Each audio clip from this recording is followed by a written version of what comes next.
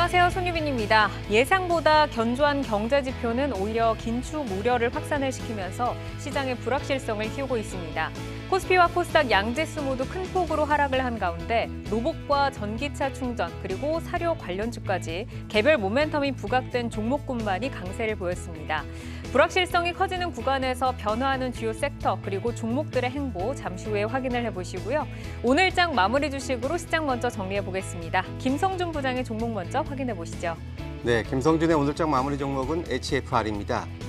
작년에는 전반적으로 통신장비 업체의 겨울이라고 할 수가 있었는데요. 그런 시절에도 불구하고 작년 영업이익이 902억으로 전년 동기 대비 3배 이상 급증하는 그런 흐름을 보였습니다. 올해는 본격적으로 미국을 비롯해서 인도에 5G 투자가 본격적으로 진행이 되는 만큼 올해는 이익 성장이 좀 기대가 되고요. 그러면서 HFR을 비롯한 통신 장비 업체들을 주목해 볼 만한 시점입니다. 네, 이어서 사용관 차장의 오늘장 마무리 주식 들어보겠습니다. 네, 사용관의 오늘장 마무리 주식은 SBB테크입니다. 로봇의 필수 부품인 정밀 감속기 분야에서 큰 시장 반향을 불러일으키고 있는 종목이죠. 점점 더 앞으로 뜨거워질 로봇 그리고 더욱더 많이 필요해질 정밀 감속기 시장과 더불어서 같이 지켜보도록 하겠습니다. 네, 오늘 약세장 속에서 그동안 좀 쉬어가던 로봇주들이 다시 날아올랐습니다.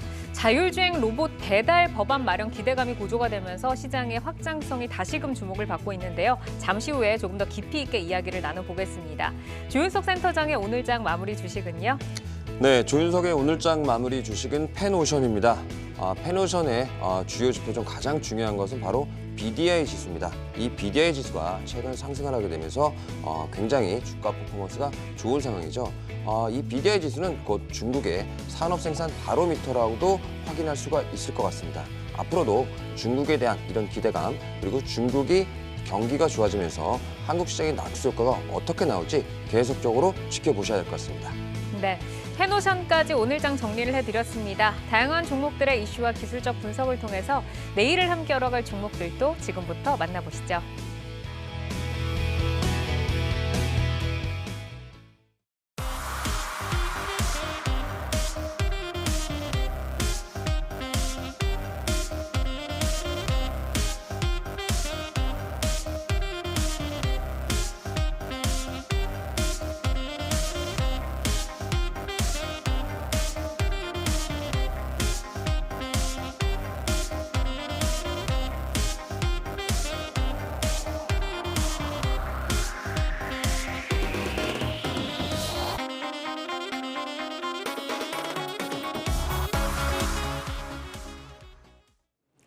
이슈를 통해 성장주와 주도주를 찾아보는 종목인 이슈. 자율주행 로봇 보도 통행 가능성에 주목을 받은 자율주행 로봇 관련주, 그리고 전기차 성장 가속화의 동반 성장이 기대되는 전기차 충전소 관련주를 진단 들어보도록 하겠습니다. 자, 먼저 로봇입니다. 이제 로봇 친구들이 배달을 해주는 택배를 받을 날이 정말 점차 좀 다가오고 있는 게 아닌가라는 생각이 드는데 자율주행 로봇의 보도 통행을 가능하게 하는 내용의 법안이 국회 소위 문턱을 넘었습니다. 배달 로봇 사업이 본격화될 계기가 마련이 되면서 오늘 로봇주들이 그동안 쉬어가다가 동반 강세를 보였는데요. 다시 기지개를 켠 가운데 로보티즈와 또 뉴로메카의 탄력이 돋보였습니다. 자, 이어서 전기차 충전소입니다. 대기업 계열사가 잇따라서 전기차 충전 인프라를 확보를 하고 있고 초고속 충전기 솔루션 제공업체인 SK 시그넷이 유럽에서 첫 수주에 성공을 하면서 충전소와 충전기 관련주 들썩였습니다. 전기차 시장의 성장 속도를 충전소 설치가 아직 따라가지 못하고 있는데 향후 확장성이 더욱더 좀 주목을 받고 있습니다. 관련 종목군 가운데서는 휴맥스홀딩스 상한가로 거래를 마쳤고 휴맥스도 역시 급등을 하면서 이목이 쏠리고 있습니다. 자, 내용을 좀 자세하게 좀 들어보겠습니다. 이제 자율주행 로봇부터 좀 들어볼 텐데 이제 추가 입법 그리고 하위 법령이 마련이 된다고 하면 그야말로 자율주행 로봇이 실제로 배달을 하는 일이 우선 법적으로는 좀 가능해집니다. 자율주행 로봇이 거리를 누비게 된다면 정말 그 관련 서비스 시장 어느 정도까지 우리가 예상을 해야 될까 싶은데 확장성 어디까지 좀 볼 수 있을까요, 센터장님? 네, 확장성은 정말 무궁무진하겠죠. 우선 사람을 대체해서 어떤 기계가 도로 위를 다니고 그리고 저희가 굳이 발품을 안 팔아가면서 여러 가지 물건을 나눌 수 있다는 점은 굉장히 혁신적이고 그리고 안전만 보장이 되고 그리고 물건이 제대로 전달이 되기만 한다면 한다면 굉장히 큰 변화라고 보시면 될 것 같습니다. 익히 저희가 느낄 수 있는 것이죠. 음식 배달 굉장히 좀 많이 있고요. 그리고 저희가 항상 택배가 왔다 갔다 하게 되면서 IT 강국으로서도 항상 이 택배 시장이 주요 시장으로 떠오르고 있는데요. 이런 시장들 보게 되면 앞으로 라스트 마일이라고 부르는 시장이 계속적으로 커질 수밖에 없다라고 판단하시면 좋을 것 같습니다. 특히 라스트 마일을 노리고 여러 가지 로봇 업체들이 계속적으로 로봇의 고급화 그리고 지능화 이런 것들을 추진하고 있는데요. 관련 기업들은 당연히 소프트웨어 부분하고 기계 쪽 부분이 상당 부분 많이 포함이 돼 있는 상황입니다.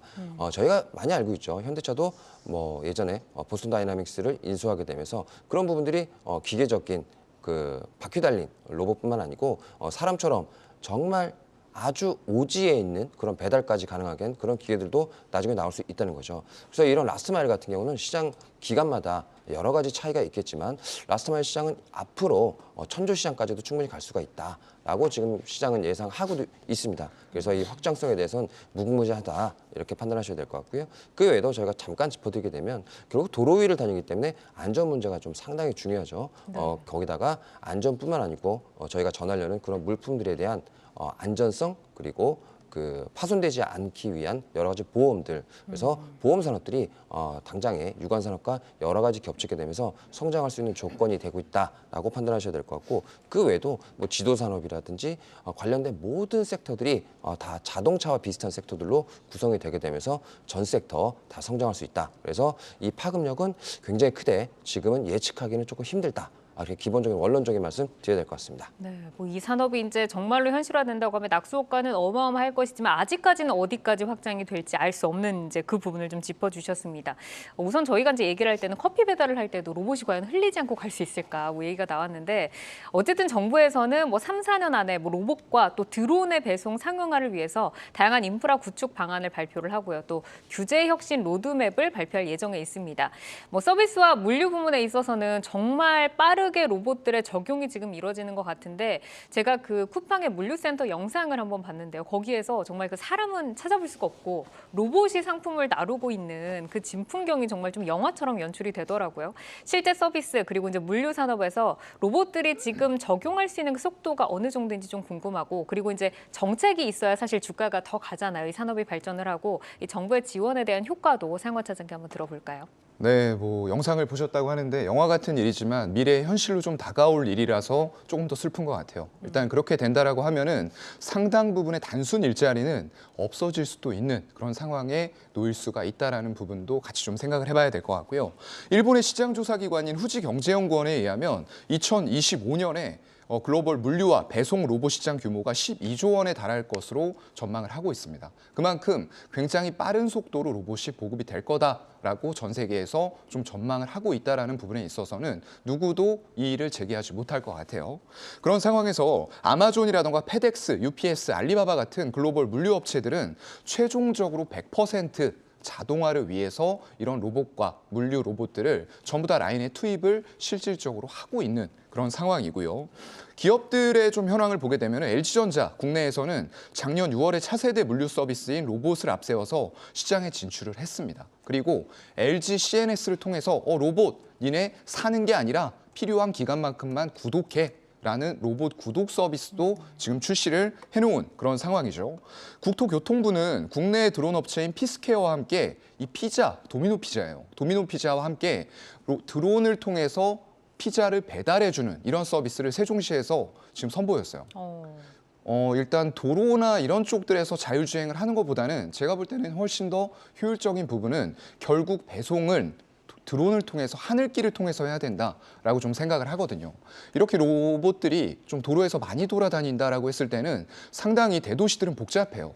이런 상황에서 로봇까지 물론 자율주행으로 쏙쏙 잘 피해서 가겠지만 그래도 조금 더 복잡한 도로를 더 복잡하게 만들면서 여러 가지 여건이라던가 도로가 또 평평하지 않잖아요. 그렇게 된다라고 했을 때는 자율주행 차량이 이런 목적지까지 가서 하는데 그 중간중간에 배송이라던가 또 들고 나가는 것들은 자율주행 차에 로봇이 또 따로 타서 그걸 가져다 줘야 되는 이런 경우가 발생이 될 수도 있어요. 그래서 드론 배송이 조금 더 합리적이지 않나라고 생각을 하고요.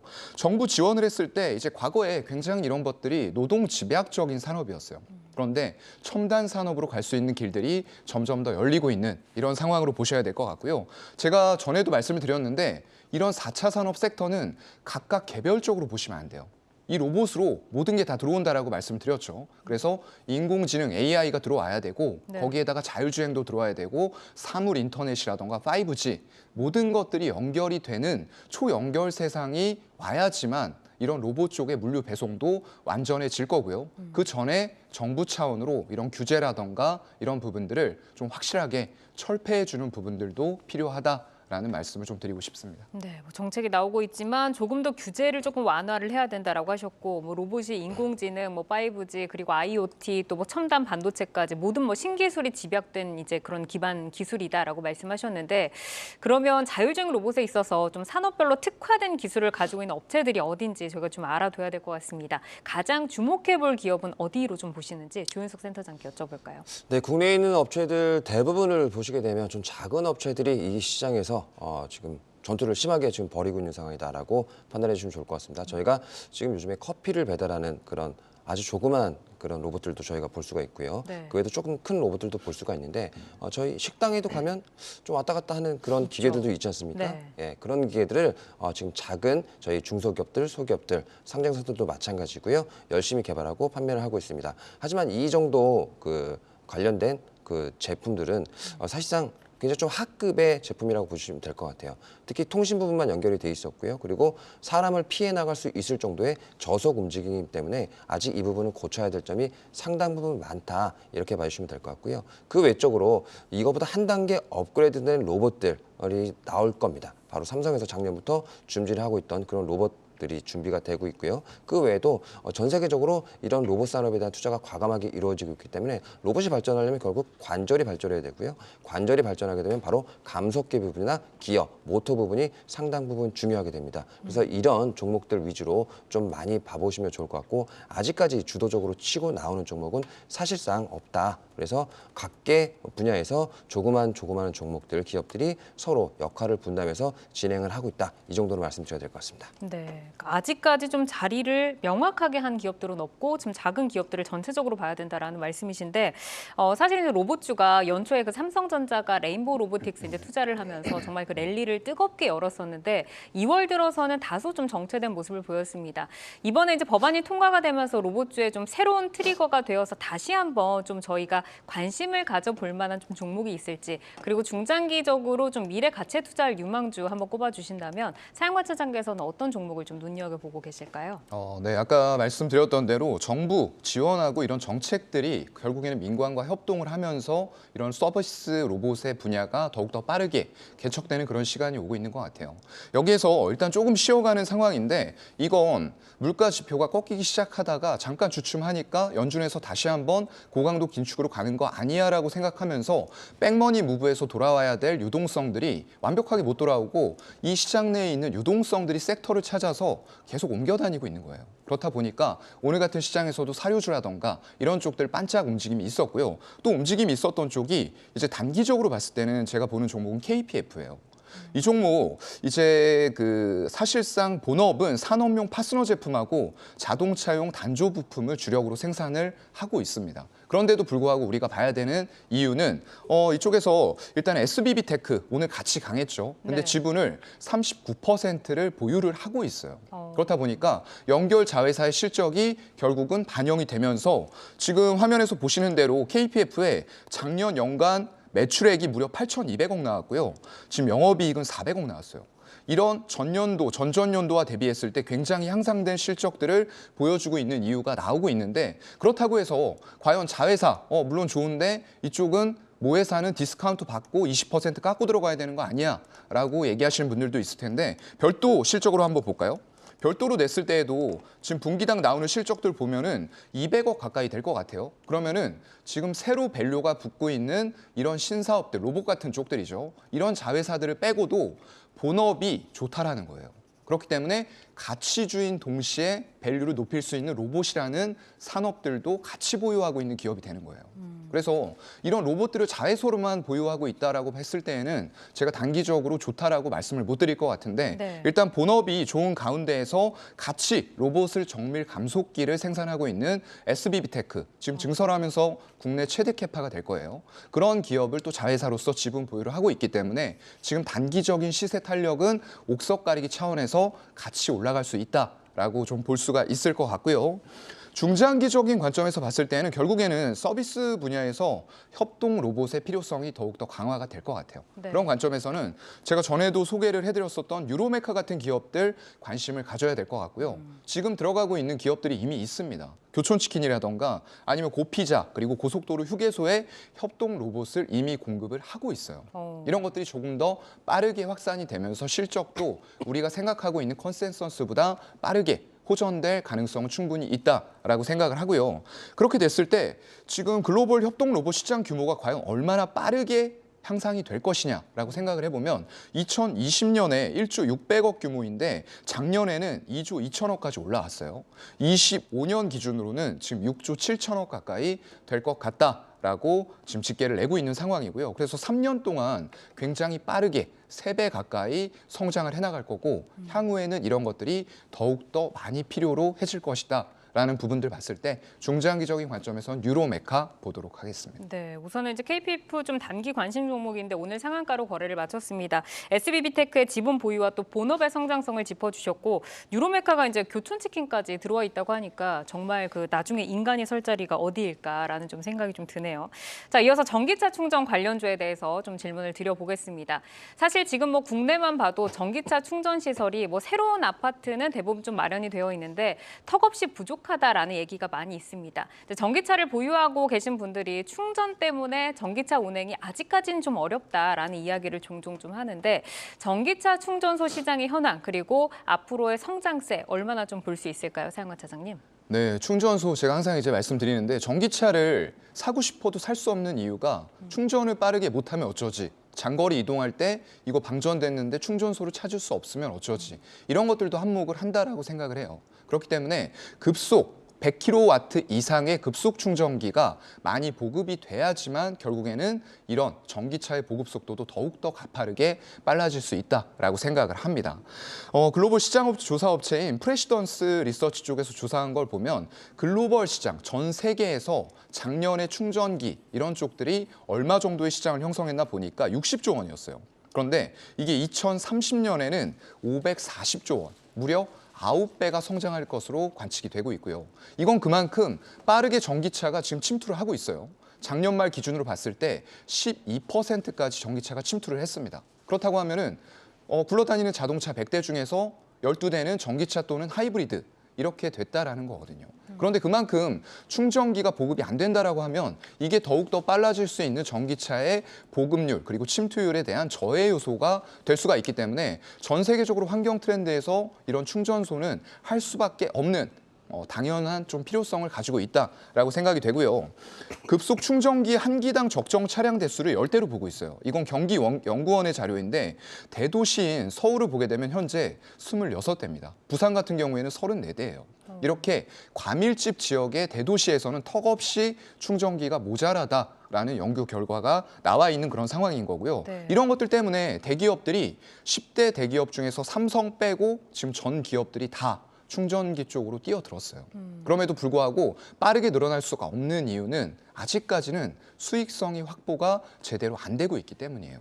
그래서 이러한 부분들에서 결국에는 지금 정부 차원으로 좀 지원이 나와야 될 것 같아요. 그런 상황에서 이런 완속 충전기는 사실상 집이라던가 아파트, 지하 주차장 같은 곳들에서 밤새도록 꼽아놓죠. 근데 그게 모자라다 보니까 사람들이 이제 충전을 할 수가 없는 상황들도 만들어지거든요. 이런 것들도 더 보급이 돼야 될 것 같고요. 네. 고속도로 같은 곳들에도 정부 차원으로 더욱더 많은, 이게 보통 고속도로라고 하면은 주행거리가 깁니다. 그런데 롱레인지 모델이라고 하더라도 완충을 해서 갈 수 있는 거리에는 아직까지는 한정적이에요. 그렇기 때문에 하이니켈 차량이 더 주목받을 수도 있는 거고요. 그와 더불어서 충전기의 보급 속도도 더욱더 정부 차원 그리고 그에 대한 민간 기업의 지원 차원으로 전부 다 뛰어든 만큼 더욱더 빠르게 이런 급속 충전기가 보급이 좀 돼야 되겠다라는 말씀을 드리고 싶습니다. 2차 전지나 뭐 폐배터리나 뭐 이런 경우에 연평균 성장률이 뭐 20%, 30% 정도로 우리가 성장성 굉장히 높게 봤는데 이 충전기에서는 무려 60%까지 지금 이제 말씀을 좀 해주셨습니다. 이제 미국에서는 5년간 50억 달러를 투입을 하는 국가 전기차 인프라 공식 계획을 지금 추진을 하고 있는데 하지만 또 충전기 외장의 최종 조립이나 제조를 미국 내에서 해야만 지원금을 또 받을 수 있는 정책입니다. 그렇다 보니까 우리가 또 미국 시장에 진출하는 부분에 대해서 좀 짚어봐야 될 것 같은데 이 진출 부분에 대해서 조윤숙 센터장께서 어떻게 좀 보실까요? 네, 사실 이 법안이 발표가 되게 되면서 국내에서 많이 준비를 했던 기업들이 조금 상당히 어려운 부분에 처해 있다라고 인터뷰들이 지금 많이 나오고 있는 상황입니다. 더군다나 지금 저희가 잠깐만 생각해 보면 전기차가 되기 전에 저희는 다 내연기관이었잖아요. 네. 그렇다면 주유소가 몇 개의 브랜드가 있을까요? 굉장히 많죠. 셀 주유소가 수가 없죠. 브랜드. 브랜드도 굉장히 많지 않나요? 뭐 국내에는 뭐 SK가 SK, 있고 뭐 GS가 네. 있고 몇 개가 있죠. 현대 자, 오일뱅크도 있고. 그 기업들은 전부 다 굉장히 자본력이 우수한 대기업들입니다. 그렇죠. 네. 그렇기 때문에 이건 인프라 산업이라고 봐주시면 될 것 같고요. 이 인프라 산업의 조그만 조립 산업까지도 지금 미국은 상당 부분 막아놓은 상황이다. 그렇게 보셔야 될 것 같습니다. 그래서 이 부분을 뚫고 들어가기 위해서는 우선 가장 중요한 자본력이 가장 중요하죠. 왜냐하면 미국의 현지 조립 공장을 사거나 혹은 건설을 해야 돼서 그 부분에 대해서 상당 부분 중소기업들은 제약적인 상황에 처해 있다라고 먼저 봐주시면 될 것 같고요. 그렇다면 한국에서 가장 대표적으로 시그넷 EV가 예전에 SK그룹에 인수가 됐었고요. 이런 시그넷 EV가 예전에 인수가 됐을 땐 당연히 SK도 해외 쪽에 진출한 것을 염두에 뒀었기 때문에 이런 자본력 같은 것들이 상당히 이제는 도움이 될 수가 있다. 그래서 미국 시장에 들어가기 위해서는 당연히 SK CV넷이 가장 지금 현재 부분에서는 확률이 높은 상황이다라고 봐주시면 좋을 것 같습니다. 그리고 앞서 제가 주유소 부분을 잠깐 말씀드렸잖아요. 네. 이 주유소 부분도 과거랑 지금 바뀐 게 없어요. 그렇다면 과연 중요한 건 시장을 누가 선점하고 있고 시장이 성숙하기 전까지 과연 어떤 플레이어들이 들어올지가 상당히 중요한 포인트입니다. 그래서 시장이 선점이 되기 전까지 어떤 기업들이 들어와 있나 저희는 먼저 살펴봐야 되는데요. 미국 시장 보시면 두 개 업체로 다 나눠져 있어요. 슈퍼차저로 대변이 되어 있는 바로 테슬라. 그리고 그 외에 차지 포인트가 2등을 차지하고 있는 상황이죠. 이 두 업체가 거의 대부분의 시장을 과점하고 있다고 해도 과언이 아닙니다. 이 부분을 어떻게 뚫어낼 것인가 상당 부분 좀 고민을 해야 될 것 같고요. 앞서 말씀드렸던 이런 정책 발표로 인해서 한국 시장이 한국 제조업체들이 도전하기에는 상당 부분 어려움이 더 가중됐다라고 조금 부정적인 말씀 드려야 될 것 같습니다. 그러니까 우선은 SK 시그넷이 그나마 좀 가능성이 있기는 하지만 우리나라 이제 작은 기업들 같은 경우에는 아직까지는 조금 먼 일이다라고 좀 말씀을 주셨는데 오늘 이제 SK 시그넷이 유럽에서 첫 수주에 성공했다라는 소식에 상장돼 있는 관련 종목들 부각이 좀 됐습니다. 특히 뭐 휴맥스 같은 경우는 뭐 지난 시간회에서 어제 상한가를 치고 휴맥스홀딩스는 오늘 상한가 이어갔고 휴맥스 같은 경우는 이제 두 자릿수 상승으로 이제 거래를 마쳤는데 실질적으로 좀 어떤 연결고리가 있는지 그리고 전기차 충전소 시장이 확장이 된다고 하면 이 종목들 정말 수혜를 어느 정도나 좀 볼 수 있을까요, 사현정 차장님? 네, 앞서서 말씀해 주신 대로 일단 인프라 사업이기 때문에 지금 10대 대기업들이 다 뛰어들어 있는 그런 상황들이고요. 자본이 그만큼 많이 들어간다는 말씀을 드리는 겁니다. 그래서 지금 휴맥스 같은 경우에는 자회사인 휴맥스 EV가 작년에 미국의 모비우스 에너지하고 전기 모빌리티용, 이동용 이런 이동식 초급속 충전기 공동 개발 사업 협력을 했어요. 그렇기 때문에 이게 딱 고정이 돼 있는 게 아니라 필요한 곳으로 이동을 해서 충전을 할 수 있다는 장점이 있고요. 아까도 말씀드렸던 대로 장거리에는 반드시 이런 초급속 충전기가 많이 필요합니다. 보통 350kW 이상을 우리가 초급속 충전기라고 하는데 급속 충전기로 1시간 걸릴 것을 한 20분 내외로 완충이 가능하다는 얘기예요. 그래서 이런 것들은 반드시 필요한 사업이라고 보이고요. ST 지금 프라이빗 에쿼티 사모펀드 쪽인데 휴맥스 모빌리티와 카쉐어링 투자 펀드를 결성을 했어요. 거기에서 1,600억의 자금이 유치가 된 그런 상황이고요. 네이버도 200억을 베팅을 했습니다. 지금 기본적으로는 카쉐어링하고 국내 주차장의 관리 선도업체인데 이런 것들을 바탕으로 해서 결국에는 주차장 내에 전기차 충전 시설, 주차장이라면 가장 좋은 조건입니다. 충전하기에요.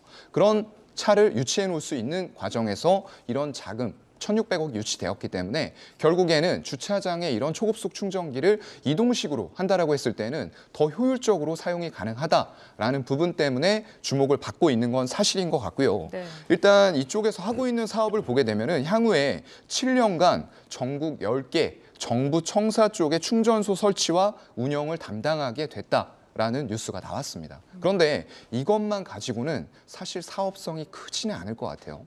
대기업들이 전부 다 뛰어들어서 각각의 더 많은 충전소들이 설치가 될 거기 때문에 정부는 그냥 레퍼런스 차원으로 봐주셔야 될 것 같고요. 향후에 얼마나 더 이런 주차장 쪽에 많은 대수들이 설치가 되면서 수익성을 확보할 수 있는지 이런 부분 체크를 하셔야 될 것 같습니다. 네, 뭐 전기차 시장으로 이제는 바뀔 것이고 그렇다 보면은 충전소는 필연적으로 좀 증가를 할 수밖에 없는 이 상황이고 연평균 60% 성장을 예상을 한다라고 하셨는데 그럼 이제 저희가 현 시점에서 조금 포트에 담아볼 수 있는 매력적인 종목을 좀 여쭤봐야 될 것 같아요. 조윤석 센터장께서 지금 눈여겨보시는 종목은 어딜까요? 네, 아까 전에 저 미국 시장에 대해서는 좀 부정적인 말씀 드렸기 때문에 국내 시장에 좀 집중하고 있는 회사 중에 잘 찾아보자라고 먼저 말씀을 드려야 될 것 같습니다. 근데 종목을 말씀드리기 전에 잠깐 설명을 드리면 아까 전에도 지금 휴맥스를 설명해 주시면서 주차장이 굉장히 좀 좋은 장소라고 말씀해 주셨잖아요. 그렇다면 저희가 주차장을 우선 많이 갖고 있던 업체를 좀 주목을 해야죠. 뭘까요? 이미 바로 주차장을 가지고 그렇죠. 있는 회사. 유통업체들이죠. 굉장히 좀 큰 유통업체들이 충전 시설을 많이 설치할 수 있는 장소를 갖고 있고 항상 사람들은 차를 가지고 거기서 주차를 하기 때문에 굉장히 사이트가 훌륭합니다. 그 외에도 대부분의 주유소가 아마도 그 주유뿐만 아니고 전기차랑 겸용으로 앞으로 진행될 가능성도 있다. 이런 부분 때문에 사이트가 굉장히 중요하다. 그래서 그 사이트의 양질의 사이트를 상당히 많이 보유한 기업들에 대해서 그 계열사들에 대해서 주목하시는 것이 우선 가장 첫 번째 포인트라고 봐주시면 될 것 같고요. 네. 그 외에도 전기 충전은 주유소랑 다르게 과금 체계가 조금 복잡하죠. 복잡하기 때문에 SI 업체가 계열사별로 그룹별로 반드시 필요하게 됩니다. 그래서 그 SI 업체들이 참여하는 정도가 어느 정도일까 한번 고민해 보시면 될 것 같은데요. 이 두 가지 조건을 조금 충족할 수 있는 게 바로 신세계 INC입니다. 그래서 저 개인적으로는 국내 쪽에서 충전소 사업을 계속 진행하고 있는 신세계 INC가 상당 부분 이런 투자 포인트 2개 부합하고 있다고 판단하고 있고요. 앞으로 신세계는 모든 그룹사의 영업점을 통해서 또 하나의 부가가치가 바로 충전 사업으로 나올 수 있을 걸로 저는 판단하고 있어요. 그래서 이런 부분들이 아마 신세계 INC의 상당 부분 성장 동력으로 작용할 수 있지 않을까. 예, 그렇게 의견 드리고 싶습니다. 네, 이제 두 가지 모두 다 보유하고 있는 기업으로 신세계 INC 좀 짚어주셨습니다. 앞으로 좀 저희가 좀 관심 있게 좀 지켜보도록 하고요. 오늘은 자율주행 기대감에 또 로봇주 그리고 전기차 시장 확대에 주목받고 있는 충전소 관련주를 진단을 들어봤습니다. 한 발 앞서서 종목들 잘 선점을 해 나가시기를 바라고요. 여러분은 지금 내 종목을 만나는 즐거움, 종목 맛집 투데이 환경 코리아마켓과 함께하고 계십니다.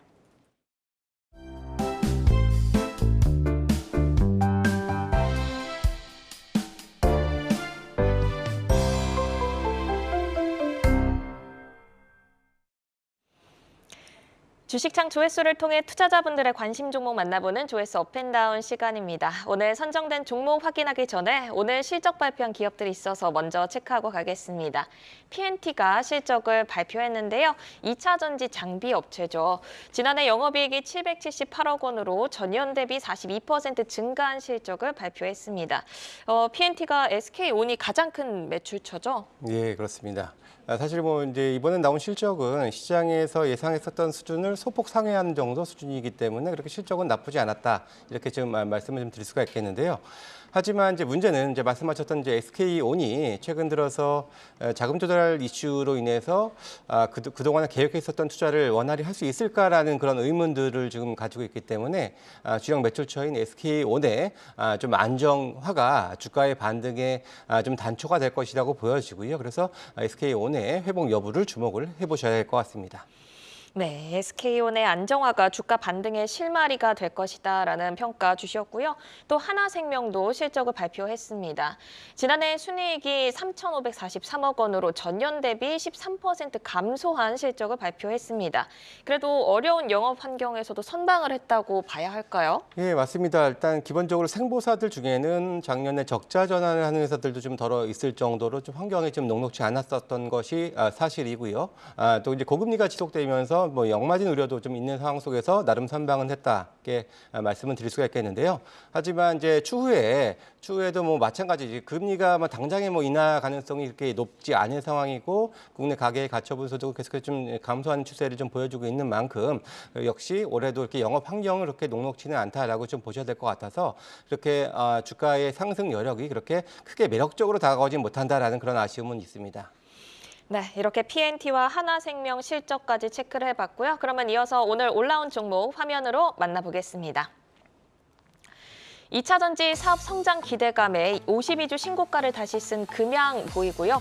SM 최대 주주로 공식 등극한 하이브, 그리고 삼성전자와 코스모화학, 미래나노텍 등이 올라와 있는데요. 오늘은 나노신소재, AD테크놀로지, 고려산업 만나보겠습니다. 먼저 나노신소재부터 보겠습니다. 차세대 전기차용 2차 전지에 실리콘 음극재 적용이 본격화될 것이란 전망에 주력 제품인 탄소 나노튜브 도전제의 성장성이 주목받고 있습니다. 6거래 연속 상승 흐름 가져가고 있고요. 오늘은 강보합에서 마감했습니다. 이어서 AD테크놀로지입니다. 국내 1위 디자인 하우스 기업인데요. 삼성전자의 M&A 우선순위로 디자인 하우스 업체군이 유력하다는 전망에 시장에 관심이 쏠리고 있습니다. 오늘 52주 신고가를 다시 쓰며 22% 상승한 22,950원의 종가를 형성했습니다. 고려산업 보겠습니다. 러시아가 미국과 맺은 핵 군축 조약 참여를 중단하는 법안을 의회에 제출했다는 소식이 오늘 전해졌죠. 이에 곡물 가격이 상승할 것으로 전망되면서 사료 관련주들이 강세를 보였습니다. 고려산업은 5거래 연속 상승하고 있는데요. 오늘은 26%의 강한 상승률 유지하면서 마감을 했네요. 네, 그럼 먼저 나노신소재부터 김성준 부장님과 함께 살펴보겠습니다. 주력 사업인 탄소 나노튜브 도전제의 성장성이 주목을 받고 있는데요. 실리콘 음극재 시장 내에서 나노신소재의 점유율이 어느 정도인지 관련 부분 성장세 추이부터 짚어볼까요? 예, 기본적으로 뭐 CNT 도전제 같은 경우에는 이제 빠르게 충전을 해주고 에너지 밀도를 높여주는, 그래서 주행 거리를 증가시킬 수 있는 그런 부분이기 때문에 이제 이것은 뭐 선택이 아니라 필수의 영역으로 계속해서 지금 채택이 좀 늘고 있는 상황인데요. 특히 이제 경쟁 업체들은 주로 이제 양극재용 그 이제 도전제를 뭐 생산을 하거나 음극재 같은 경우에도 이제 좀 다중벽 CNT라는 그런 것들을 지금 양산하는 반면에 이 회사는 단일벽 CNT를 하는데, 이 단일벽 같은 경우에는 기술 장벽이 상당히 높고 이게 분산이 쉽지 않아서 지금 현재로서는 거의 뭐 유일하게 생산을 하고 있다라고 보시면 될 것 같고요. 특히 실리콘 음극재 같은 경우에는 이제 독점적 거의 들어가고 있는데, 국내 실리콘 음극재를 생산하는 대표 기업이 이제 대주전자 재료일 텐데, 이 회사도 이것을 이렇게 양산한 지가 그렇게 오래되지 않았고요. 작년을 봤을 때는 이것을 채택한 차종이 이제 3개 차종에 불과했었습니다. 근데 올해는 좀 크게 좀 늘어날 거기 때문에 그렇다면은 이 나노신소재가 그쪽에서 더 커질 수밖에 없는 부분들이고, 또 여기에 맞게 계속해서 증설을 지금 하고 있어요. 작년에는 한 5,000톤에서 올해는 15,000톤, 내년에는 25,000톤까지 늘려가면서 이렇게 수요가 늘어날 수요에 대비한 증설까지 차곡히 쌓아가고 있기 때문에, 그러한 차원에서는 뭐 장기적으로 성장에 대한 기대감은 뭐 의심할 필요는 없다, 이렇게 말씀을 드릴 수 있습니다. 네, 이 CNT 도전제가 선택이 아닌 필수로 적용되는 전기차가 늘어나기 때문에 성장성이 매우 기대되는 기술이다라는 말씀 주셨는데요. 5일선을 타고 우상향하면서 오늘 52주 신고가를 다시 썼습니다. 보통 신고가를 기록을 하면 눌림목 구간이 출현하는 경우가 많은데요. 그러면 그때 신규 진입을 노려봐도 좋을지 향후 주가 전망 어떻게 보실까요? 예, 상당히 좀 이제 뭐 워낙에 가파르게 좀 올라가서 좀 제가 좀 이제 걱정도 좀 되는 부분도 있는데요. 사실 전 뭐 개인적으로 지난주 후반부터는 이제 코스피도 다소 이제 조정 구간에 좀 진입할 가능성이 높다라고 좀 지금 판단을 좀 하고 있는 그런 상황인데요. 물론 고정은 나왔으나 2차 전지주들은 오히려 더 올라가는, 오히려 지금 그런 반대의 현상들은 좀 나오긴 했습니다. 차트를 보시면서 말씀을 드릴 텐데요. 사실 아까 말씀드렸던 성장성, 그리고 테슬라도 채택 가능성이 있다라는 여러 가지 기대감 따진다면은 충분히 뭐 우리가 장기적으로 흔히 얘기하는 뭐 20만 원 뭐 불가능한 가격대는 아니다라고 말씀은 드릴 수는 있을 것 같아요. 하지만 말씀드렸던 이 조정에 대한 염두, 가능성들도 있는 부분들 염두에 두시면서 이제는 지나치게 좀 이제 욕심을 내기보다는 일정 부분 좀 비중을 좀 축소하면서 이익 실현을 해 나가는 과정도 좀 필요하지 않겠냐라고 보여지고요. 신규 진입의 관점에서는 이전의 고점이 이제 10만 원 정도 부근이었는데 대략 한 11만 원 정도 선부터는 이제 분할 매수 영역으로 보시면서 좀 대응을 하시는 것이 좀 더 바람직하지 않겠냐라고 보여지고요. 이제는 조금은 욕심을 좀 내려놓자라는 말씀 드리고 싶습니다. 네, 현재는 비중 축소 구간이고 만약에 신규 진입하고 싶으신 분들은 11만 원 선을 잡아보는 게 어떻겠냐는 의견 주셨습니다. 이어서 AD 테크놀로지 보겠습니다. 삼성전자의 M&A 기대감이 커지면서 국내 1위 디자인 하우스 기업으로 주목을 받고 있는데요. 이미 삼성 파운드리의 핵심 파트너로 급부상 중인데 M&A 가능성 이게 가장 중요하겠죠. 어느 정도로 보세요? 일단 사실 오늘 이제 뭐 일간지에 이제 그런 기사가 나오는 순간부터 갑자기 주가가 좀 크게 좀 올라가는 그런 모습을 보였어요. 물론 이제 삼성전자가 145조라는 자금을 가지고 있고 특히나 최근에는 뭐 현금도 있으나 삼성 디스플레이에 또 20조 원을 차입을 하기도 했었죠. 그리고 최근에 이재용 회장이 2030년 시스템 반도체 1위를 목표로 M&A도 가능성을 열어둔다라는 그런 발언을 또 한 바도 있기 때문에 일단 확보된 자금을 통해서 어떤 것이 될지 모르겠으나 M&A로 활용할 가능성은 상당히 높은 것은 사실이라고 보여집니다. 근데 오늘 그 기사에 따르면은 그 1순위가 바로 디자인 하우스가 될 것이다 가능성이 높다라는 그런 분석 기사를 내놓으면서 주가가 올랐는데요. 말씀하셨던 것처럼 AD테크가 국내 디자인 하우스 1위 기업이고요. 과거에는 이제 TSMC의 협력사로서 오다가 오히려 계약을 해지한 이후에 삼성전자의 이제 파트너가 되면서 오히려 그때보다도 더 매출이나 볼륨이 좀 올라가는 모습을 보여주고 또 실적 또한 나름은 착실하게 좀 쌓아가고 있는 모습을 보여주고 있다라는 차원에서는 관심은 가능하다라고 보여지고요. 물론 M&A가 과연 누가 될 것이냐, 어느 회사 될 것이냐는 사실 아직은 알 수는 없는 부분이겠습니다만은 그래도 이쪽에 대한 시장의 관심은 분명히 좀 늘어나면서 시장의 관심은 올라갈 수 있다라고 말씀을 드리겠습니다. 네, 주가를 보자면 1월 저점 대비 100% 가까이 올랐습니다. 레인보우 로보틱스의 경우에도 그 삼성전자와 M&A 가능성 때문에 굉장히 급등을 했었잖아요. 그런 부분에서 보면은 추가 상승 여력이 있다고 볼 수 있을 것 같은데 보유자분들은 그러면 홀딩을 해도 좋을지, 신규 투자자분들은 관심을 갖고 담아봐도 좋을지 어떻게 보실까요? 사실 만약에 삼성전자가 이 AD테크를 인수를 하고 정말 싶어 했었다라고 한다면은 오늘 같은 급등은 정말 경로할 일이 아닐까라는 생각도 듭니다. 이게 또 아무래도 가격이 또 이제 갑자기 좀 크게 올라가다 보니 또 그렇다 보면 인수 비용도 좀 증가할 수도 있는 부분들이 또 생기겠으니까 그런 부분들 말씀을 드리고요. 과거 레인보우 로보틱스 같은 경우에도 이제 5% 저희 지분을 투자한 그 전날은 오히려 5%가량 하락을 좀 보이기도 했었거든요. 그래서 이것이 좀 오히려 좀 지나치게 좀 반영하는 측면들이 있지 않겠냐라는 부분들을 먼저 말씀을 좀 드리고요. 일단 차트를 좀 보시면서 말씀을 드릴 텐데 제가 따로 가격을 제시를 하진 않았습니다. 이게 만약에 인수가 성사된다면은 저는 충분히 뭐 신고가 뭐 문제는 없을 거다라고 말씀을 좀 드릴 수가 있을 것 같고요. 물론 레인보우 로보틱스가 인수됐을 때도 다른 로봇들 같이 올라갔거든요. 뭐 그런 측면을 감안해봤을 때 매력은 없다라고 폄하할 필요는 전혀 없다라고 보여지고요. 그런 측면에서는 좀 관심을 가져보시되 다만 이 지나치게 비중 뭐 아니면 도외 투자를 그렇게 집중 투자를 하시기보다는 일정 부분 뭐 이제 다른 패미스 업체라든지 뭐 디자인 하우스 업체들의 좀 이제 분산하는 그런 흐름을 그런 것들을 좀 제가 권고를 해드리고 싶습니다. 네, 관심은 가지시되 비중 조절은 필요하다는 말씀이셨고요.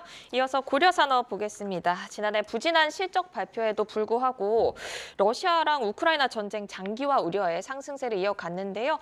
곡물 가격 추이는 지금 어느 정도고 곡물 가격 상승 시 실질적인 이익 확장 규모는 어느 정도 될까요? 그래서 사실 이게 약간 좀 오해도 분명히 있는 것 같아요. 기본적으로 이 국제 비료 가격은 그 천연가스 가격과 상당히 좀 많이 연동이 되는데요. 국제 천연가스 가격은 작년 8월 26일이 10.01이 최고점이었고요. 지금 현재는 2.17입니다. 그러니까 거의 뭐 5분의 1 토막 가까이 지금 하락을 해 있습니다. 그러면서 국제 비료 가격도 전쟁 이전인 2021년 10월 정도 수준까지 하락을 해 있는 그런 상황. 임을 본다면 사실 전쟁이 장기화된다는 우려 때문에 비료 가격이 올라갈 것이다라는 기대는 사실 어떻게 보면 좀 맞지 않는 그런 것인 것을 먼저 말씀을 드리고요. 물론 현재 구간에서는 천연가스 가격이 워낙에 바닥에 있고 그리고 뭐 암모니아도 뭐 이제 비료뿐만 아니라 다른 쪽에서 수임새가 늘어나면서 좀 이제 좀 비싸질 염려가 있는 것이고 올해도 엘니뇨 현상은 좀 지속될 것이다라는 부분들 그리고 또 올해도 그런 것 것 때문에 국제 곡물 생산량은 크게 줄어들 것이다라는 이런 부분들로 인해서 비료 가격의 추가적인 하락은 크지는 않을 것 같아요. 그런 점들을 감안을 해보시고요. 어떻게 보면은 비료 관련주들은 이 약세장에서 조금 어떻게 좀 부각되는 일종의 좀 테마성으로 좀 많이 움직이는 성향들이 있었는데 아마도 오늘은 좀 그런 성향들이 더 작용한 것이 아닌가라고 개인적으로 좀 판단을 하고 있습니다. 네, 곡물 가격이 전쟁 이전 수준임을 고려하며 오늘의 상승은 테마성에 상당히 가까워 보인다란 말씀이셨는데 그래도 5거래 연속 상승하면서 오늘 주가가 4,000원 선을 돌파했습니다. 곡물 가격 이슈에 이게 움직이는 만큼 변동성도 유의를 해야 할 것 같은데요. 그러면 경계할 요소와 함께 대응 전략 제시해 주신다면요? 예, 물론 제가 너무 비관적인 얘기만 드린 것 같은데 긍정적인 요소도 분명히 있습니다. 이게 작년에 거의 비료 가격이 2배 정도 올랐죠. 근데 국제 곡물 가격은 원자재 가격은 많이 떨어졌음에도 불구하고 비료 가격은 10에서 한 15%그 정도밖에 하락을 하진 않았습니다. 그 얘기는 원재료 가격보다 이제 제품 가격은 그래도 많이 안 떨어졌기 때문에 분명히 이익은 좋아질 수 있는 개선될 수 있는 부분들은 존재한다는 점도 일단 말씀은 드리고요. 일단 제가 말씀드렸던 것처럼 테마적인 접근으로 보셔야 될 것 같다는 말씀. 드리면서 차트를 보실 텐데요. 사실 작년에도 이제 전쟁 여파였습니다만은 한번 그 비료 가격 급등으로 인해서 주가도 한번 크게 올랐었던 그런 기억이 또 있습니다. 그런 것들이 다시 한번 또 테마적으로 좀 이어질지 여부는 좀 봐야 될 것 같고요. 그런 차원에서 일단은 오늘의 장중 고점을 올라가는지 여부, 돌파하는지 여부에 따라서 트레이딩 전략으로 좀 해야 될 것이다라고 말씀을 드리고요. 지지 가격은 이제 3,750원으로 제가 책정을 해드리도록 하겠습니다. 네, 이렇게 조회수 업앤다운 오늘은 나노신소재와 AD 테크놀로지, 고려산업 점검을 해봤습니다. 부각되는 재료들의 이익 확장 연결고리를 꼼꼼히 확인하시면서 매매 포인트 잡아나가시길 바랍니다. 종목 조회하고 궁금증도 풀고 조회수 업앤다운은 주식창을 통해 확인하실 수 있습니다.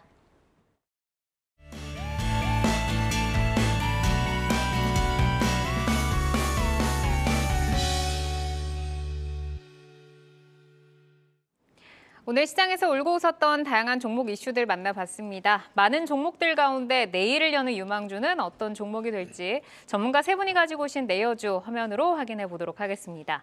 자, 김성준 부장이 HB솔루션, 사용관 차장 P&H테크, 그리고 조윤석 센터장 네오위즈 가지고 오셨습니다. 자, 네오위즈 정말 그 게임주 가운데서는 가장 뜨거운 모습을 보이고 있는데 올해 실적 기대감도 좀 커지고 있을 것 같습니다. 스토리 먼저 들어볼까요? 네, 네오위즈는 워낙 많이 알려진 종목이라서 내용은 좀 짧게 설명을 드리도록 하겠습니다.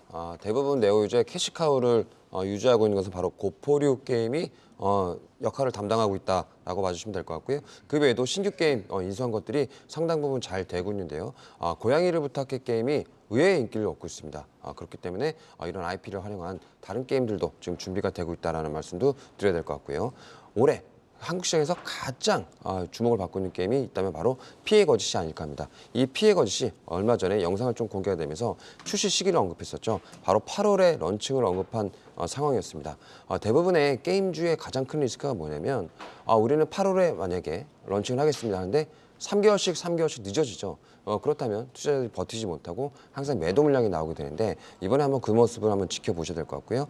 8월에 거의 다 준비가 됐을 것이다 라고 시장은 예상을 하고 있기 때문에 주식은 지금 안 빠지고 있다. 즉 모멘텀이 지금 서서히 계속적으로 작용할 수 있는 구간이다 라는 점 말씀드릴 수 있을 것 같습니다. 그렇기 때문에 네오위즈의 피해 거짓 같은 경우는 시장에서 영업이익으로 따지게 되면 정말 세게 보시는 분들은 영업이익이 1,000억까지도 나올 수 있는 가능성이 있다라고 보고 있거든요. 근데 시장 예상치는 아마 200억에서 약 500억 사이일 겁니다.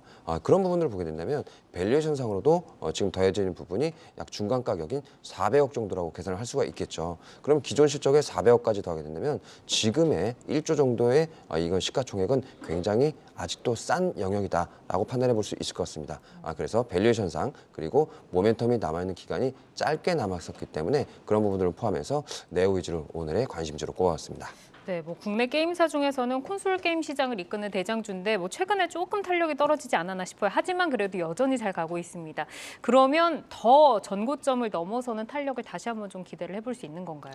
네, 전고점에 대한 건 기대는 한번 차트를 보고 말씀을 드려보도록 하겠습니다. 네오위즈가 바로 전고점을 만들었었죠. 바로 이 부분을 만들었었다가 힘없이 좀 밀리는 모습을 보였었고요. 재차 피해 거짓 기대감이 좀 상승을 하게 되면서 주식은 좀 강세를 보여주고 있는 모습입니다. 특히 전고점을 이때 이미 돌파를 했었죠. 돌파를 하게 되게 되면서 시장은 좀 강세 마인드로 지금 이 주식을 접근하고 있는 상황이라고 봐주시면 될 것 같고요. 앞으로도 모멘텀은 계속적으로 이평선이 우상하게 되면서 진행할 수가 있다라고 봐주시면 될 것 같습니다.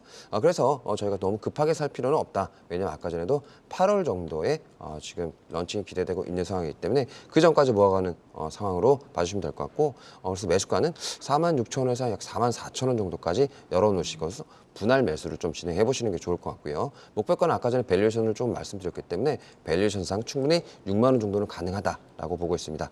그리고 손절가는 직전에 몇 번이나 돌파하려는 트라이 시도가 있었던 가격이 바로 4만 원이었기 때문에 4만 원 수준을 확실하게 깰 때만 손절을 하시는 것을 말씀드리고 싶습니다. 네, 알겠습니다.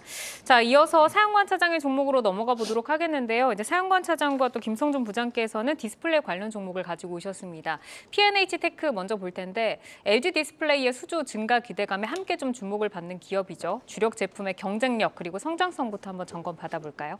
네, 일단 주력 제품은 고굴절 CPL이라고 해서 캐핑 레이어라고 합니다. 이건 이제 좀 어려운데요. OLED 패널의 음극 상단에 증착이라는 방식을 사용하는데 그쪽에 보조층 재료로 들어가요. 그래서 이 광굴절률을 높이고 광흡수 억제를 통해서 결국 결론은 뭐냐? 전력 효율을 개선하고 수명이 향상된다. 그런 역할을 해주는 부품이다라고 생각을 하시면 될 것 같고요. 그쪽에서 일단은 지금 경쟁사들이 좀 있어요. 호도야가 화학공업이라고 있는데 그쪽은 삼성 디스플레이 쪽 그리고 LG 디스플레이 쪽으로 공급을 하고 있고요. 그리고 솔루스 첨단 소재 이런 쪽들도 삼성 디스플레이 쪽에 공급을 하고 있습니다. 그럼에도 불구하고 이 기업을 우리가 봐야 되는 이유는 LG 화학 쪽을 제치고 지금 애플 쪽으로 들어가는 저굴절 CPL이라던가 고굴절 CPL 쪽에서 LG화학을 제치고 LG 디스플레이에 공급한 이런 레퍼런스를 가지고 있어요. 분명히 기술력은 있다라고 봐도 될 것 같고요. 그것 외에도 이제 듀폰과 함께하고 있는 뭐 레드프라임이라던가 호스트 이런 쪽들이 모두 다 OLED 쪽의 고가 재료입니다. 그렇다 보니까 이번처럼 이제 시장이 조금씩 살아나기 시작하면서 결국에는 이런 어떤 경기 침체 상황이라던가 이런 것들이 지나갔을 때 올해는 OLED TV에 조금 회복이 이루어질 거다라고 볼 수가 있을 것 같고요. 내년에는 이제 애플 쪽의 신제품들, 뭐 아이폰 15이라던가 아니면 아이폰 쪽의 아이패드 이런 쪽들이 좀 개화할 가능성들이 높기 때문에 그런 쪽들로 BOE라던가 이런 중국의 업체들이 저가 라인의 한 종류만 지금 OLED를 공급할 것으로 유력하게 좀 알려져 있어요. 그렇다 보면은 결국은 LG 디스플레이가 수혜를 받을 텐데 그런 쪽들의 최대 이제 공급사로 알려져 있는 CPL 쪽의 수혜를 톡톡히 받을 수가 있다라고 보이고요. 아까 말씀드렸던 프라임이라던가 이런 쪽 호스트 같은 쪽들도 아이패드 신제품에는 한 60%가량이 추가적으로 더 들어갈 것으로 전망이 되고 있어요. 그만큼 실적의 개선이 올해부터 시작해서 조금 가파르게 이루어질 수 있는 시점까지 왔다라고 보이고요. 다만 우리가 여기에서 이제 리스크 요인으로 같이 봐야 될 거 하나만 말씀을 드리면 5월 31일 올해 전환 가능한 시비 물량이 좀 나오게 돼요. 이게 만약에 전부 다 전환이 된다라고 했을 때는 주식이 한 12.7%가량 희석이 될 가능성이 있기 때문에 이런 부분들은 좀 같이 체크를 해보면 좋을 것 같습니다. 지금 2월 들어서는 사고를 제외하고 빨간불 계속 켜내고 있는데 그럼 주가 전략은 어떻게 좀 잡아볼까요? 네, 굉장히 지금 견조하게 흘러가고 있죠. 오늘도 일단 양봉을 내줬어요. 이런 시장에서요. 그만큼 디스플레이 업황 중에서 좀 주목을 해봐야 될 기업이면 충분하다라고 보이고요. 5일선을 기점으로 해서 보통 반등을 하고 올라가는데 우리는 조금 시장의 악화가 더 이어질 수도 있다는 관점 하에 매물대와 11선 기다리고 있는 19,000원 초반대까지 분할 매수 유효할 것 같고요. 손절은 본인들의 매수 평단에서 10에서 15% 선에서는 손절을 하시되 목표가는 조금 크게 잡고 가볼게요. 월봉상으로 봤을 때 일단 윗꼬리 무시하고 매물대 상단인 31,000원까지 조금 크게 잡아보도록 하겠습니다. 네, 알겠습니다. 자, 이어서 김성준 부장님의 종목 HB솔루션 볼 텐데 예전에 한번 가지고 오셨던 종목이죠. 다시 한번 좀 점검을 받아볼까요? 네, 뭐 앞서서 이제 우리 사용관 차장님께서도 이제 P&H 테크를 이제 말씀을 해주셨었는데 최근에 이 OLED 소재주들 중심으로 주가가 상당히 좀 강했었습니다. 뭐 이녹스 첨단소설이라든지 또 이제 덕산 네오룩스 같은 회사가 뭐 많게는 한 50%가량 저점 대비 좀 상승하는 모습을 보였었는데요. 역시 삼성 디스플레이를 중심으로 한 OLED 투자가 재개가 되고 있다는 부분들을 먼저 투자 포인트 포인트를 보여야 될 것 같은데요. 이제는 장비주들도 서서히 좀 봐야 된다라는 차원에서 한번 HB솔루션을 좀 준비를 해봤습니다. 기본적으로 이제 실적이 상당히 좀 드라마틱하게 지금 올라오고 있는 그런 모습을 보이고 있습니다. 2020년에는 매출액이 한 200억 정도에 불과했었는데요. 재작년에는 467억으로 2배가 넘게 좀 증가를 했는데 작년에 1,800억대를 기록을 하면서 역시 3배 이상 또 추가적으로 더 늘어나는 모습을 좀 보여줬다라는 차원들 먼저 봐야 될 것 같고요. 특히 올 1월 달에 삼성 디스플레이 베트남 공장으로 인해서 거기에 대규모 공급 계약 550억대의 공급 계약이 지금 나왔었습니다. 그래서 그런 부분들은 이미 역시 삼성 디스플레이가 본격적으로 투자를 하고 있구나라는 부분들을 우리가 좀 볼 수가 있겠고요. 일단 그것은 이제 그 후공정 도포 장비, ELB 장비가 주로 이제 납품이 됐었는데요. 신규 장비인 잉크젯 장비라든지 또 디스플레이 장비에 국한된 게 아니라 또 나노마이스라는 이제 반도체용 검사 장비까지도 이렇게 늘릴 수 있는 부분들을 감안해 봤을 때 추가적으로 좀 더 이렇게 매출의 볼륨이 확대될 여지가 분명히 존재한다 이렇게 말씀드릴 수 있겠습니다. 네, 가격은 어떻게 볼까요? 예, 차트 보실 텐데 기본적으로 워낙에 좀 밸류에이션 매력이 있습니다. 이게 작년 실적 기준은 이제 4배 정도 수준. 올해는 물론 작년에는 영업외 수익이 있어서 좀 그런 건 있겠습니다만 올해도 8배가 채 안 되는 부분들이고요. 최근에 저점은 다소 조금씩 높여가는 모습을 보여주면서 그 디스플레이 관련주들의 좀 확산세를 한번 좀 기대를 해볼 수 있는 측면들이라고 말씀을 드리고요. 목표 주가는 일단 18,000원으로 좀 높게 한번 좀 제시를 해드리고 손절 가격은 12,500원으로 말씀을 드리겠습니다. 네, 이렇게 함께 내어주 확인을 해봤습니다. 함께해 주신 조윤석 SK증권 서초센터 센터장, 사용관 교보증권 여의도영업부 차장, 김성준 하이투자증권 도곡 WM센터 부장, 오늘도 좋은 말씀 고맙습니다. 네, 투데이 안경 코리아마켓 여기서 인사드리겠습니다. 오늘도 함께해 주신 여러분 고맙습니다.